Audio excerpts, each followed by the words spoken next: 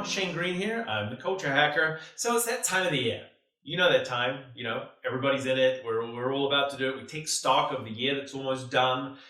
We think about maybe some of those personal improvements we've got to make for our future.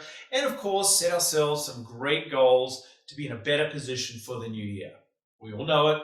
We've all been there. In fact, we are there right now. Listen, it's an exciting time for sure. But unfortunately, that excitement often doesn't last.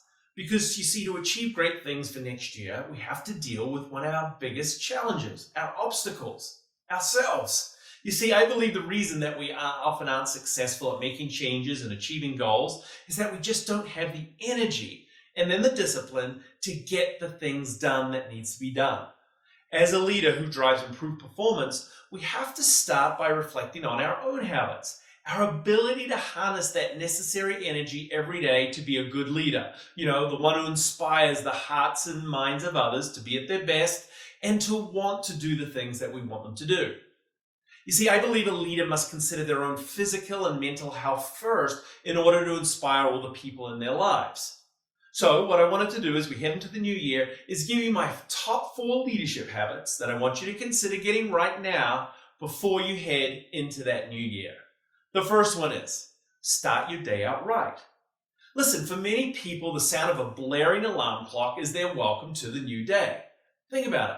Have you ever considered how that stress of being jolted awake affects your physical and mental health, not only in the moment, but for the rest of the day? How can that be a great start to your day? I would consider replacing that alarm with maybe your favorite song or natural sound to wake up with in the morning. I promise you, after a few weeks, your subconscious will actually look forward to each and every new day. Next, if you're starting your morning out right, make sure you step into natural light soon after waking up.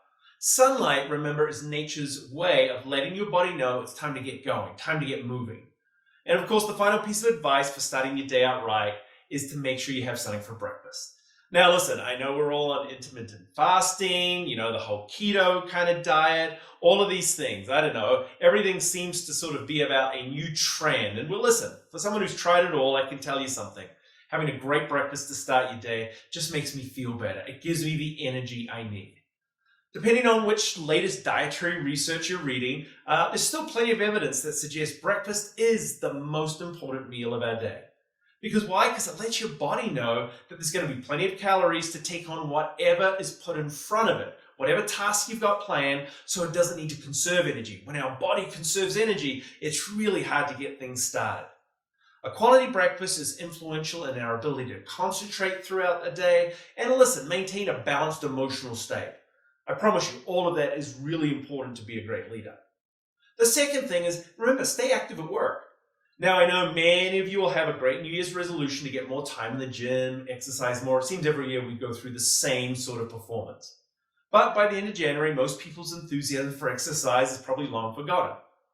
You see, one of the best ways to sustain the necessary energy as a leader to be your best is to, of course, engage your body with a little activity. And one area I'm a big proponent of is make sure you get some exercise in at work. Listen, us humans, we're not made to sit at a desk all day, and yet that's precisely what many of us managers do. I think you need to break up your daily routines by standing up to do some of your work.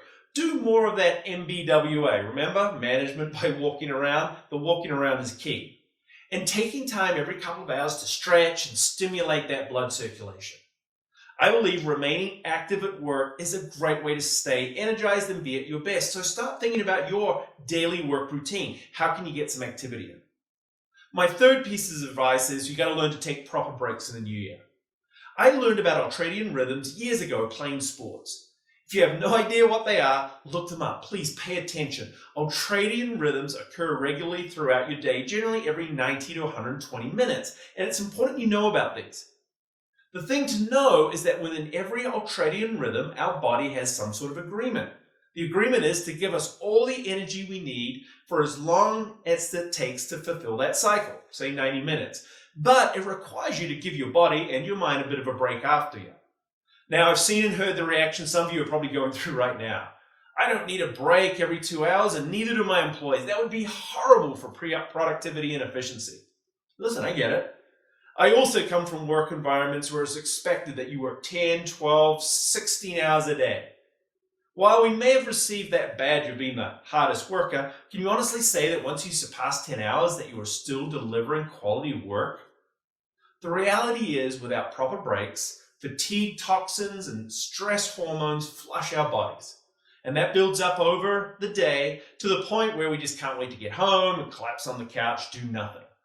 Well, unfortunately, many of us have important responsibilities at home as well. So that to just check out and to just collapse is just not an option.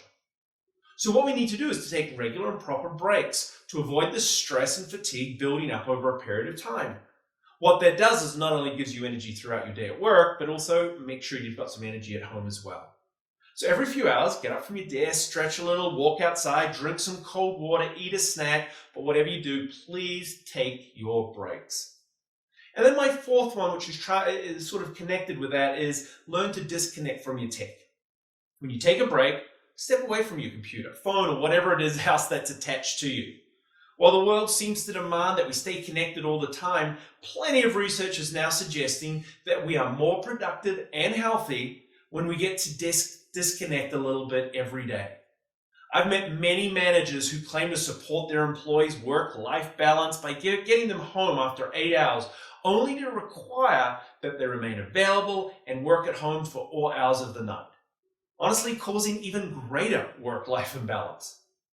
I'm a big believer in knowing when you're at your smartest, generally 4 or 5 hours after getting up. This is one of the best times for you to take on projects, get creative, or just think.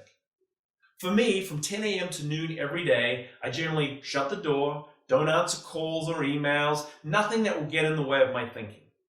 And when I take a break, I leave my phone at my desk. I also try to ensure that breakfast and dinner at home are completely tech-free meals, ensuring more conversation interaction with my family and friends. Listen, none of this is easy, but these 4 key habits will help you set up a great new year. It'll allow you to take on the world, change the world, and inspire all those people that are most important to you. And remember, you can't do any of that unless you're willing to change and inspire yourself first. We coach many executives on their personal leadership mindset and habits. So don't hesitate to reach out if you've got some questions for me or want to learn more. But most importantly, I just want to wish you a great start to the new year.